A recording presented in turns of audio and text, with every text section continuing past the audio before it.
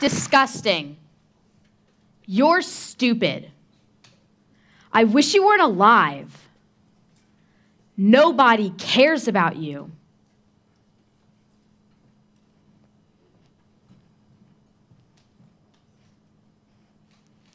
I want you to think for a moment. Has anyone ever said these things to you? To your face? How about to your son or daughter? Maybe, but probably not. Hopefully not. Most of us were taught from a young age to be kind to one another, or at least tolerant. Manners were instilled in us from birth. And for most of us, we behave fine face to face. But is this how we act when we're behind a screen? The sad truth is, some of these crucial moral lessons in human decency aren't always evident in digital interactions, away from handshakes and eye contact. This past summer, I was scrolling through YouTube to pass time. Clicking on some videos from a creator I loved, I scrolled down to the comments to see what people thought of the video.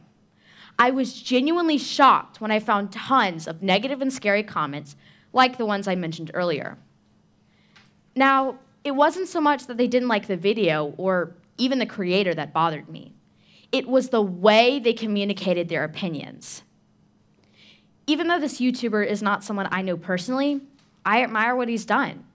He's become somewhat of a digital mentor to me, so I care about his well-being. I certainly don't think he deserves violent threats and hate mail. Yet, some of his viewers were so easily sending him negative comments that were deliberately made to hurt him. So this got me to wonder, is this a normal occurrence with videos online? So the next few times I watched videos, I'd scroll down to the comments to see if I could spot threats or negativity of any kind. So many of the videos I watched had these types of comments. Too many, in fact. Why? And how is this issue not talked about more? This issue isn't only a problem on YouTube, though. Negative comments are found all over a multitude of social media sites like Instagram, Twitter, and Facebook. And it's not just teenagers who are doing it. Take a moment and scroll down to the bottom of online news sources like AL.com. You see it everywhere, and no one is really safe from it. Negative energy is what fuels these comments, so anyone reading them feels the same way. Unfortunately, that is the troll's very motive. A troll is a common term given to a person who leaves these types of comments. They ignite fires online, sometimes in off-topic ways, simply to trigger a reader's emotional response for their pure amusement. It's pretty fitting, considering the original idea of a troll was a creature that hid below a bridge only to scare people.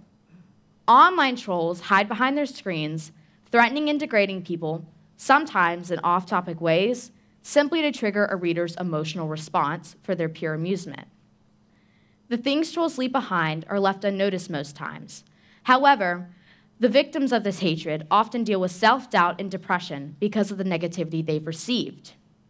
Often, they fear for their safety at times as well. Some even have gone as far as taking their own lives. This has to stop. Now, we all know people are entitled to their own opinions, so if the creator is putting themselves out there, they're allowing for both positive and negative responses.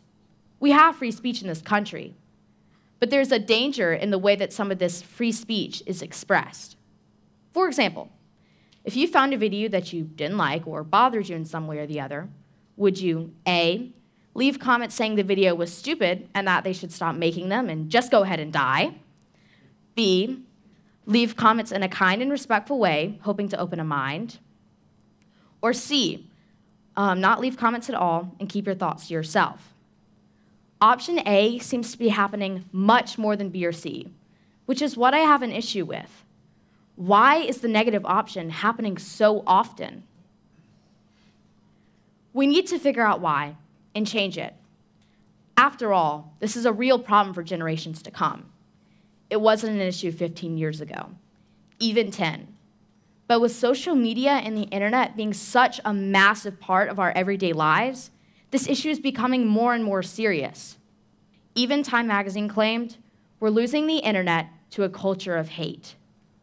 does kindness not matter anymore?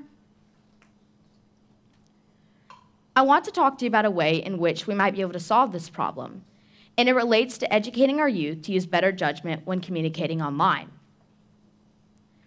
We think of the word citizenship as the recognition of a person's legal status in a country or nation.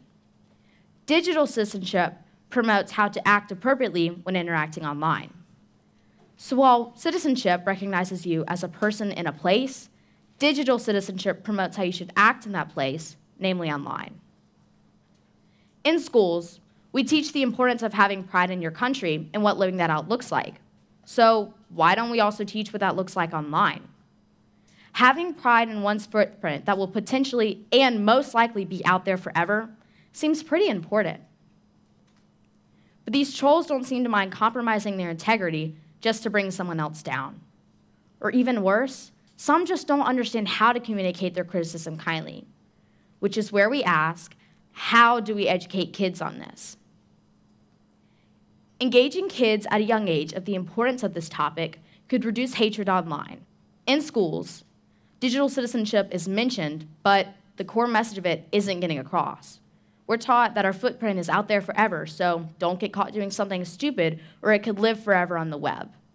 And that is true. That's important on a personal level. But what is not talked about enough is the type of footprint we choose to make. I believe that if digital citizenship is acknowledged, taught right, and the repercussions on the victim are understood, our generation can change online communication forever. One way that we can help this growing problem is to teach digital citizenship in schools. It might even need to be a semester class or lumped in with health or career prep. Discussions at home are crucial as well.